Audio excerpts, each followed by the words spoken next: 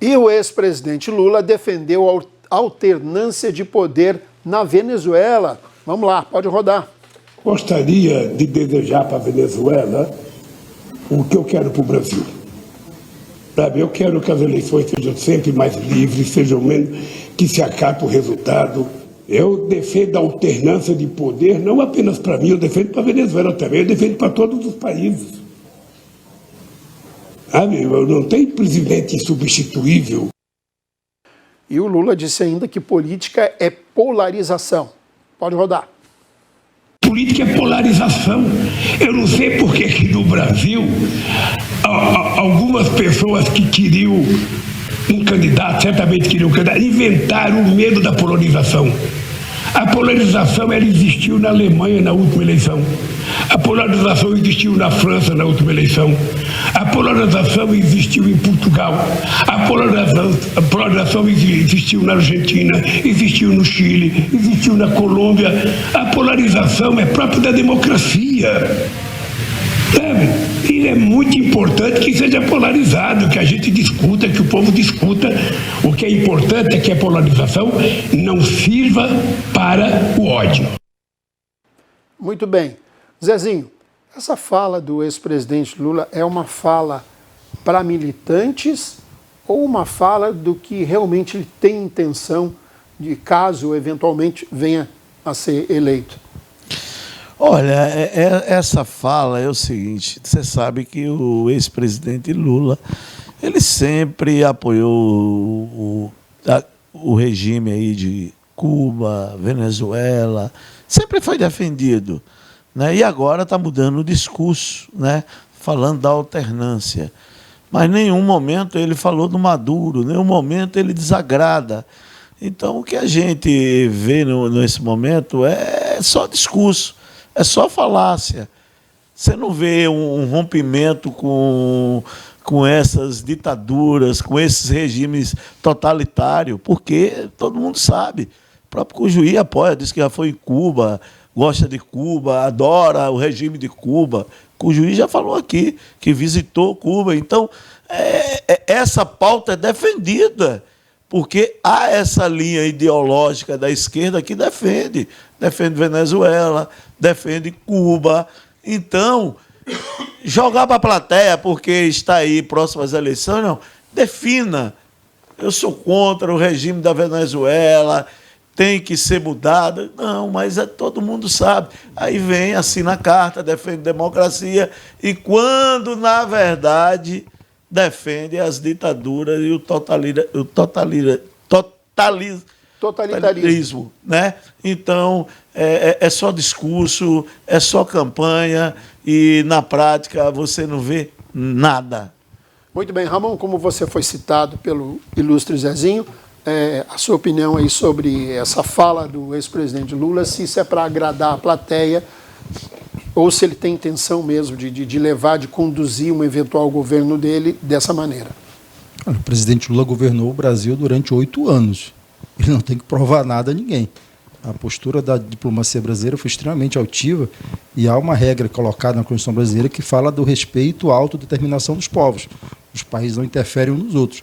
Quanto aí a Cuba, eu aconselho as pessoas que não conhecem Cuba que conheçam Cuba. É um país belíssimo, né? Você não tem miséria em Cuba. Aliás, saindo e pegando o aeroporto, não tem, miséria não tem. Miséria em Cuba não tem.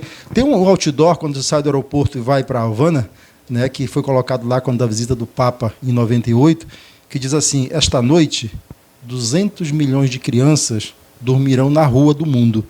Nenhuma delas é em Cuba. Porque não tem. Você tem mais miséria andando aqui na periferia de Porto Velho do que em toda Cuba. Porque você não tem miséria em Cuba. Eu queria muito... Mas tem pobreza. Pobreza tem. Miséria não tem. Tá. Pobreza tem. E tem pobreza... E a elite burocrática do partido. E tem pobreza porque Cuba vive há mais de 50 anos um bloqueio norte-americano, onde os navios não podem aportar em Cuba e fazer comércio com Cuba, senão não podem aportar nos portos norte-americanos. Eu queria ver o regime cubano funcionando sem o bloqueio criminoso dos Estados Unidos. Entendeu? Eu queria muito ver funcionando isso. Quem não conhece Cuba imagina que é um regime fechado. Quando eu estive em Cuba, em 2019, sabe o que eles veem na televisão cubana? Ditadura proletariada. Tu sabe o que eles veem na televisão cubana? Você sabe. Anitta. Eles assistem funk, ostentação. transmissão norte-americana. Há uma ilusão, há uma grande mentira, uma grande propaganda contra a Cuba, e é preciso ir a Cuba conhecê-la. Né? O negócio não é perfeito como nenhum regime é perfeito, mas é um país maravilhoso. Voltando à fala do presidente Lula, no que diz respeito à Venezuela, né, ele sempre deixou claro isso, inclusive sempre fez críticas quando o Chávez estava vivo, que era preciso mudar, mas interferir não interfere. No que diz respeito à polarização, eu tenho repetido isso aqui várias vezes. No Brasil sempre houve polarização, desde 89. E o PT sempre esteve no lado defendendo o povo brasileiro. Nós defendemos o povo contra Collor, nós defendemos o povo contra Fernando Henrique 2 vezes, depois enfrentamos o PSDB com Serra, depois com Alckmin, depois com Aécio. Enfim, polarização sempre houve. E a maior democracia do mundo é a democracia mais polarizada que existe, que é a democracia norte-americana. As pessoas imaginam que nos Estados Unidos só existem 2 partidos, democratas e republicanos. Absolutamente. Lá a quantidade de partidos é enorme, inclusive com a possibilidade de candidatos que não sejam filiados a partidos, candidatos autônomos. Mas lá, em toda a eleição, existe o quê? Uma polarização entre democratas e republicanos. A mesma coisa no Reino Unido, na Inglaterra. Você tem lá trabalhistas e conservadores se enfrentando em todas as eleições, mas, além dos trabalhistas e conservadores, você tem liberais e outros partidos. Isso que o presidente disse é absolutamente correto. As eleições, a democracia, ela traz a polarização. E, no final, ele disse exatamente o que não pode acontecer. É que a polarização não pode servir a discurso de ódio, não pode servir à violência, como os bolsonaristas. Mas está acontecendo dos ambos os lados. Não, você já viu? Você já viu alguém do PT jogar? Não. Você já viu? Não. Ambos os lados, com o juiz. Você já viu alguém do PT jogar veneno em comício do Bolsonaro? A polarização é ruim. Você já viu alguém do PT dar tiro em alguém do Bolsonaro porque está comemorando aniversário? Mas todos os dois lados têm discurso de ódio. Não tem discurso de ódio. Nosso discurso é por um país... Você chamar alguém de genocida é discurso de quê? Não vou chamar de genocida porque não pode. Não tem discurso de ódio aí. Não tem discurso de ódio. É um discurso que denuncia o descaso do presidente da República com 670 mil vidas perdidas, quando a maioria poderia ter sido salva. Você está individualizando as mortes para uma pessoa. Se o governo tivesse tomado as medidas e não tivesse feito propaganda contra a vacina, Zezinho. A postura do presidente estimulou a maioria das mortes que vão ser no país. Entendeu? A discussão tem que ser levada a sério. E é isso que a gente está fazendo. Quando se fala isso, se coloca na presidência a responsabilidade que ele não teve e a prática criminosa que ele teve durante a condução da pandemia. Muito bem, Ricardo Frota, a sua opinião sobre a fala do Lula, mas antes eu pergunto, você conhece Cuba? Só de matéria. Nunca tive coragem e jamais vou pisar naquele solo.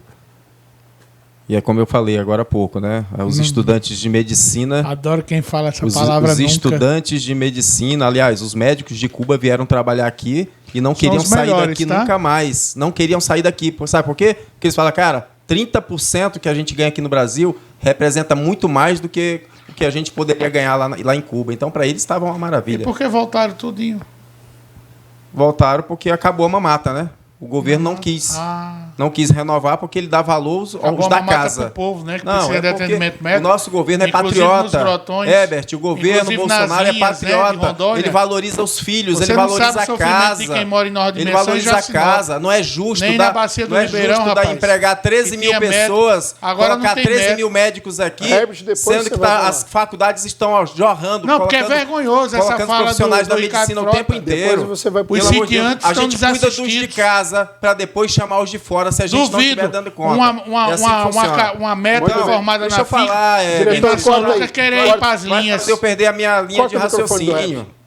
Então, veja bem, essa polarização, Cícero, isso daí eu já até comentei, isso desde que o mundo é mundo, sempre existe uma polarização. Deus, diabo, céu, inferno, Caim, Abel, bem e mal, Bolsonaro, bandido, Bolsonaro e Lula.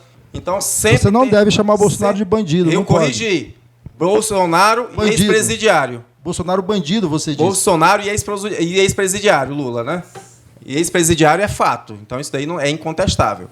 Então, sempre vai existir essa polarização. Não é democracia. Significa que uma boa parcela da população quer um e uma outra grande parcela quer o outro. E aí? Se não aparecer uma terceira via, se não aparecer boas opções, o que a gente vai ter é essa polarização, e isso é saudável, isso é democrático.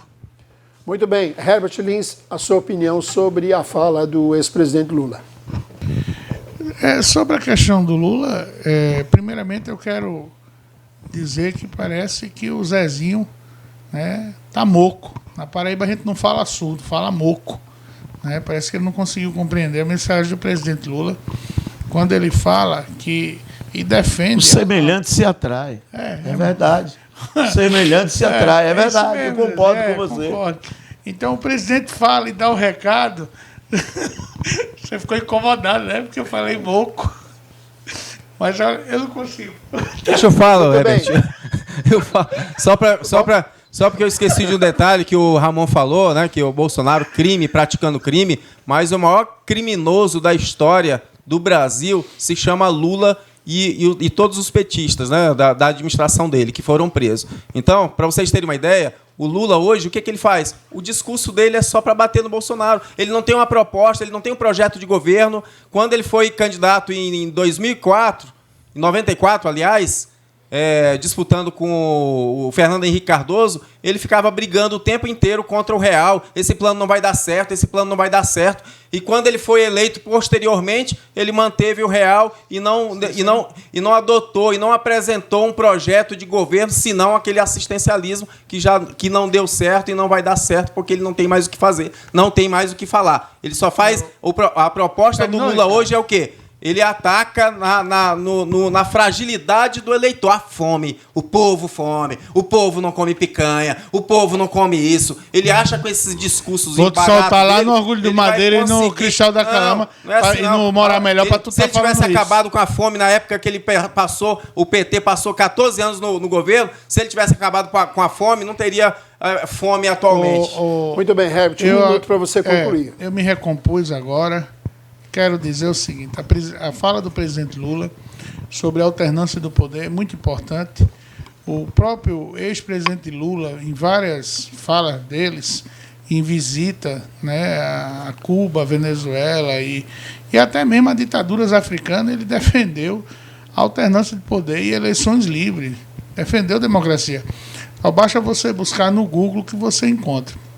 Com relação a visitar Cuba, eu poderia até ir, mas se fosse tudo pago 0,800, porque meu dinheiro é para visitar o Museu do Louvre, é para visitar a Praia de Cascais, em Portugal, passear, né, nas alamedas da Alemanha, de Berlim. Né? Eu tenho outro projeto para visitar. Se eu quiser conhecer pobreza, eu já conheço aqui no Brasil. Eu já conheço pobreza aqui no Brasil. Então, assim... Eu prefiro cruzar o Atlântico.